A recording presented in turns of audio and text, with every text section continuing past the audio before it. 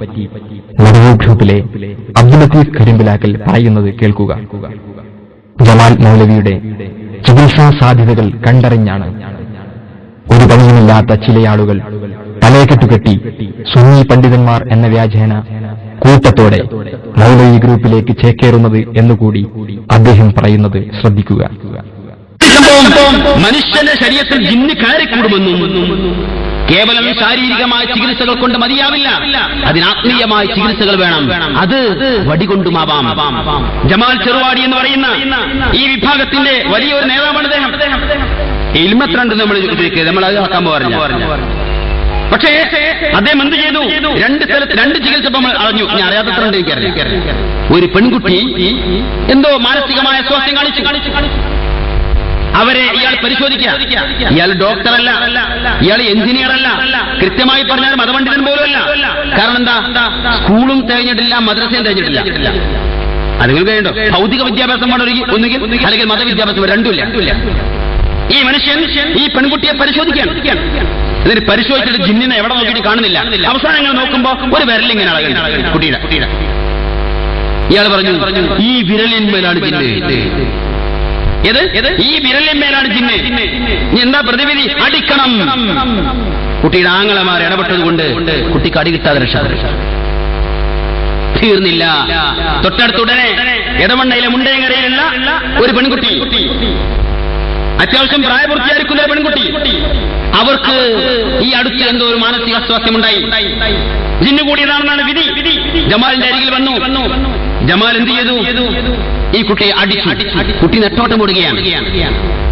എന്തൊക്കെ പരാക്രമങ്ങൾ നടത്തിയിട്ടും പ്രതിവിധിയില്ല. അവസാനം അദ്ദേഹം എന്ത് ചെയ്തു? കുട്ടിയെ മരത്തിൽ കടത്തിയിട്ട് ആ കുട്ടിയുടെ കാൽഭാഗത്ത് കയറി. ബാക്കി പറയണ്ടല്ലോ, അവിടുന്ന് അങ്ങോട്ട് കുറച്ച് വൃത്തികെട്ട സംഗതികൾ. ആ കയറി ഇരുന്നപ്പോ ആങ്ങളമാർക്ക് മനസ്സിലായി ഇത് അപകടത്തിലേക്കാ പോകുന്നത്. അവർ കൈകാര്യം ചെയ്യുന്ന അവസ്ഥ എത്തിയപ്പോ ജമാൽ രക്ഷപ്പെട്ടു. ഇതെന്തിന്റെ പേരില? ഇസ്ലാഹി പ്രസ്ഥാനത്തിന്റെ പേരില. നമ്മൾ പണ്ട് കേട്ടത് വേറെ പലതിന്റെയും പേരിലായിരുന്നു. ഇപ്പോൾ കേൾക്കുന്നത് മുജാഹിദ് പ്രസ്ഥാനത്തിന്റെ, ഇസ്ലാഹി പ്രസ്ഥാനത്തിന്റെ പേരില. നിങ്ങൾ ആലോചിക്കുക, ഞങ്ങൾ എന്ത് കൊണ്ട് മുജാഹിദായി എന്ന് പറഞ്ഞ കുറച്ച് ആൾക്കാർ വന്നല്ലോ. ഞാൻ അന്നേ പറഞ്ഞിരുന്നു, ഞങ്ങൾ എന്ത് കണ്ട് മുജാഹിദായി എന്നാണ് പറയേണ്ടത്. എന്റെ സമസ്തക്കാർ വരെ വലിച്ചെറിഞ്ഞിരിക്കുന്ന അന്ധവിശ്വാസങ്ങളെയും അനാചാരങ്ങളെയും ജീർണതകളെയും കുടികയറ്റുവാൻ ഏതെങ്കിലും അറബി പട്ടത്തിന്റെ അനുവാദമുണ്ടെങ്കിൽ മുജാഹിദ് പ്രസ്ഥാനത്തിൽ സാധിക്കുമെന്ന് മനസ്സിലാക്കിയപ്പോ ചില മുസ്ലിയാക്കന്മാർ വേഷം കെട്ടി രംഗത്ത് വന്നു. ആ വേഷം കെട്ടലിൽ ഇങ്ങനെ കുറെ മനുഷ്യന്മാരുടെ ഇപ്പോഴും വന്നുകൊണ്ടിരിക്കുന്നുണ്ട്. ഒരുപാടെണ്ണം ഈ അടുത്തോടെ എപ്പോഴും ഇറങ്ങിയിട്ടുണ്ടല്ലേ? ഒരു 3-4 ഇവിടെ ഇറങ്ങിയിട്ടുണ്ട്. കരുതിക്കൊള്ളു. നമ്മളെ വിശ്വാസത്തെ, നമ്മുടെ ആദർശത്തെ ചോർത്തിയെടുക്കാൻ, ചികഞ്ഞെടുക്കാൻ, പറിച്ചെടുക്കാൻ, എന്നിട്ട് ആദർശ ശൂന്യരായി നരകത്തിലേക്ക് വലിച്ചേക്കാൻ വേണ്ടി ഇറങ്ങിത്തിരിച്ചിരിക്കുന്ന കുറച്ച് മനുഷ്യന്മാർ. ചികിത്സാ രീതികളാണ്, പ്രാകൃതമായ ചികിത്സാ രീതികൾ. മുജാഹിദ് പ്രസ്ഥാനം വന്നപ്പോൾ എന്താ സംഭവിച്ചത്? ഇവിടെ ജമാൽ ചെറുവാടിയുടെ അണിച്ചിറക്കൽ ചികിത്സയെക്കുറിച്ചും അഗ്നിയായ പെൺകുട്ടിയുടെ അനുഭവങ്ങളും ജമീല ടീച്ചർ എടവണ്ണ വിശദീകരിക്കുന്നു. ചെറുവാടി ചെന്ന് ഈ വീട്ടിൽ നമുക്ക് പരിചയമുള്ള ഒരാളെ വീടന്നെയാണ്. ആ വീട്ടിൽ കൊണ്ടുവന്നിട്ട് അവര് പെട്ടെന്ന് ഒരു ഭർത്താവും ഈ കുട്ടിനെയും ഇയാളും ചെയ്യാവുന്ന ഒരു പറഞ്ഞ ആള് അത് പറഞ്ഞ ഡോക്ടറിന് പറഞ്ഞത് ശരിയല്ല.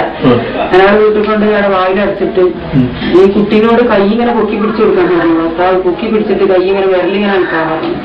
ഞാൻ ഈ കുട്ടികളൊന്ന് നേരിട്ട് ചോദിച്ചറിഞ്ഞതാണ് ഈ വിഷയമൊക്കെ. സംഗതി കേട്ടപ്പോൾ ഞാൻ നിൽക്കുന്ന ഒരാൾ പറഞ്ഞ വിശ്വസിക്കാൻ ഭർത്താവ് കൈ ഇങ്ങനെ വെച്ച് വെറുതെടുക്കാൻ പറഞ്ഞു. ഈ ചികിത്സിക്കുന്ന ആള് ഈ കുട്ടിയുടെ കാലിന്റെ തുടച്ച് കയ്യും അതായത് പിന്നെയും ഒരാക്കന്മാര് സൂര്യനോണ്ട് അടുക്കൂല, അന്യസ്ത്രീയെ സ്പർശിക്കൂല. ഇത് ശരിക്കും സ്പർശിച്ചുകൊണ്ടാണ് അടുക്കുന്നത്. പക്ഷേ ഈ കുട്ടീന്റെ ഭയങ്കരമായ കരച്ചിൽ കേട്ടപ്പോ ഈ കുട്ടിന്റെ ഒപ്പം ഒരു പച്ച ഭാവം മനുഷ്യനാണ്.